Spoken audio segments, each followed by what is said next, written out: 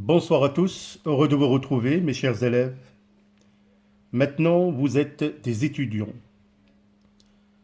Vous venez de commencer une nouvelle étape, une manière d'étude représentée grosso modo dans les études universitaires. Je vous ai promis, bien évidemment, de mettre à votre disposition toute une série de vidéos et de capsules concernant la biologie cellulaire. Donc, chose promise, chose due. Alors, dans cette capsule, nous allons faire une petite introduction.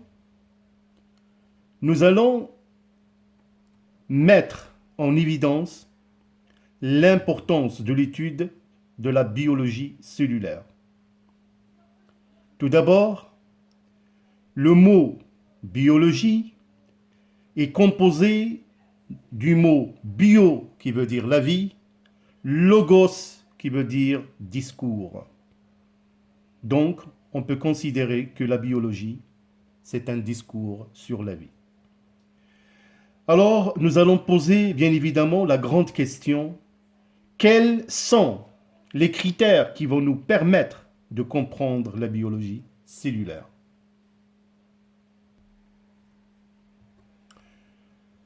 Pour mieux comprendre ce grand chapitre de la biologie cellulaire, tout d'abord, nous allons jeter un coup d'œil sur l'histoire du mot cellule.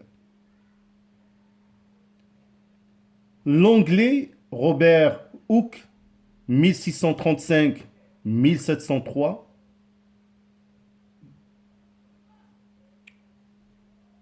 il a réalisé des observations de tissus végétaux à l'aide d'un instrument rudimentaire,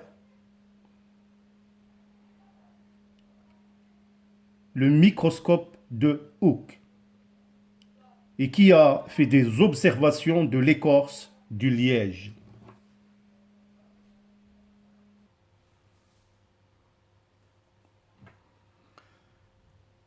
Alors donc, Robert Hooke a réalisé des observations de tissus végétaux à l'aide de cet instrument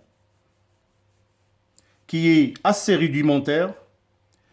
Alors Hooke, il a observé le liège qui est apparu comme une juxtaposition de boîtes auxquelles il donna le nom de cellules.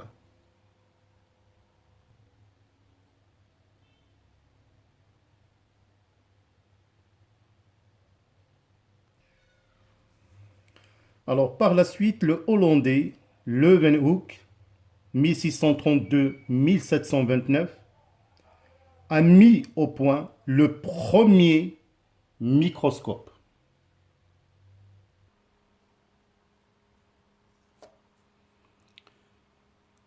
Alors, il s'agit d'un système de loupe simple et légère que l'on plaçait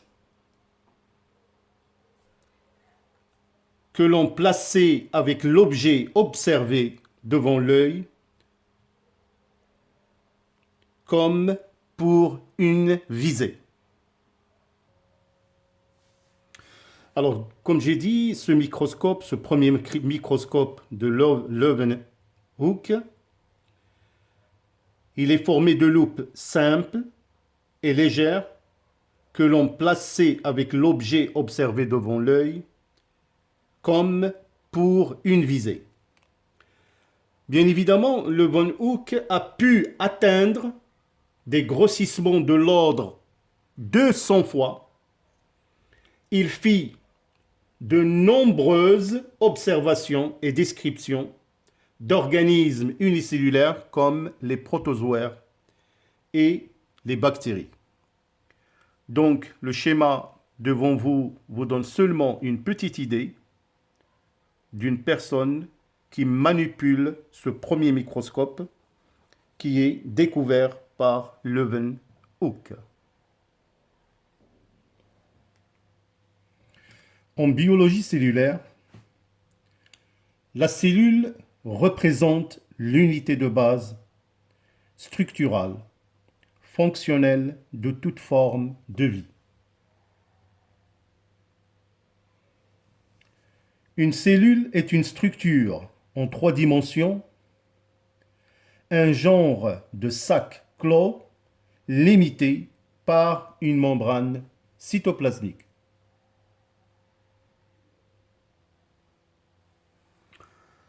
Le schéma suivant vous donne la possibilité de voir de près une représentation de la cellule qui est l'unité de structure et de fonction de tous les organismes vivants. Et comme vous pouvez le remarquer, c'est un compartiment qui est limité par une membrane plasmique et rempli d'une solution aqueuse, le cytosol à l'intérieur. On peut bien évidemment remarquer les constituants de la cellule. Je cite bien sûr à l'intérieur du cytosol le noyau,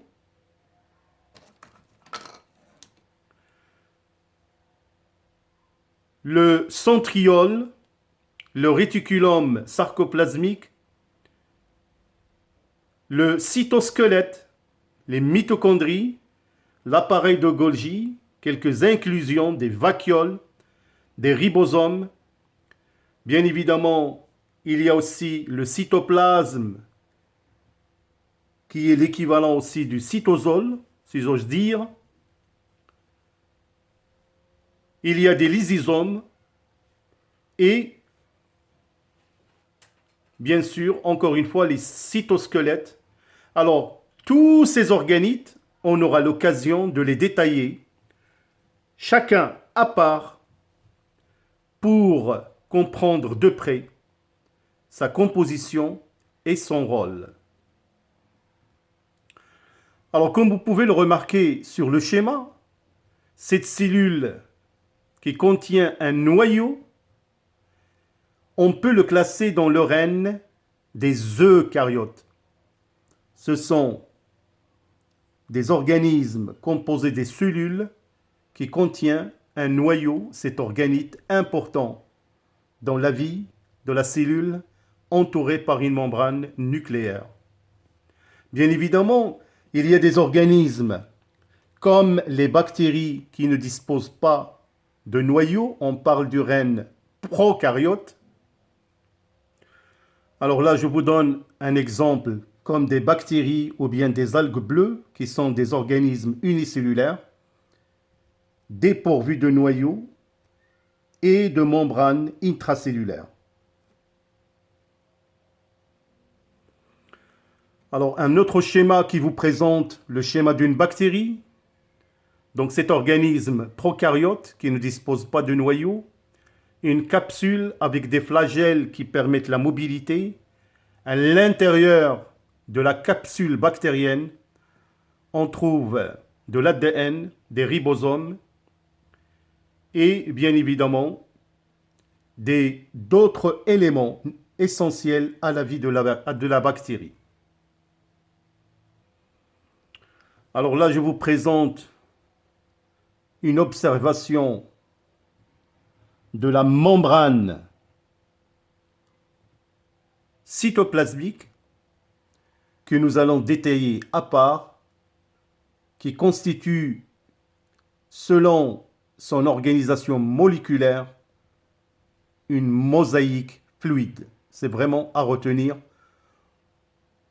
Vous pouvez parfaitement voir sa structure particulière, formée par une bicouche de phospholipides, présence de protéines transmembranaires qui vont jouer un rôle très important pour les échanges de la cellule, que ce soit des échanges intra ou bien extracellulaires. Alors dans ce schéma, c'est une représentation d'un grand réseau de saccules, en général qu'on le trouve du côté du noyau, exactement du côté externe de l'enveloppe nucléaire, c'est le réticulum sarcoplasmique granuleux, qui est indispensable dans la synthèse des protéines que nous verrons bien évidemment. Un autre organite que nous trouvons à l'intérieur du cytosol, pas loin du réticulum sarcoplasmique, l'appareil de Golgi, qui joue un rôle très important juste après la synthèse des protéines. Cet organite, bien évidemment, nous allons le découvrir, le décrire à part par la suite. Nous verrons bien évidemment aussi un phénomène très important qui caractérise l'activité cellulaire, la synthèse des protéines, qui reste une étape primordiale dans l'activité cellulaire que nous verrons par la suite.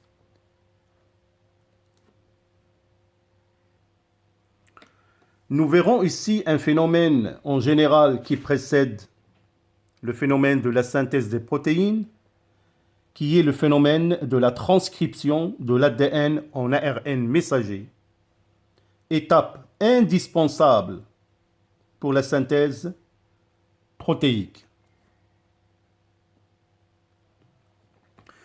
Alors toujours dans l'activité cellulaire, nous allons aborder vraiment une partie qui est très intéressante, qui concerne les phénomènes de catabolisme, c'est-à-dire de dégradation, des phénomènes métaboliques que la cellule utilise pour dégrader la matière organique en général, qui est le glucose, et aussi les lipides ou quelques acides aminés, pour produire de l'énergie. Donc c'est un phénomène qui est très très important que vous avez déjà vu en terminale, mais dans les études universitaires pour cette année, nous allons un petit peu élargir nos connaissances pour dévoiler quelques mystères de ce phénomène très important qui permet à la cellule de produire son arsenal énergétique, une énergie chimique qui est contenue dans cette molécule de l'ATP, l'adénosine triphosphate. Alors donc, dans cette capsule d'introduction, je peux vous confirmer que la cellule est vraiment l'unité de structure, l'unité fondamentale et fonctionnelle d'un organisme vivant. Son activité détermine bien évidemment l'activité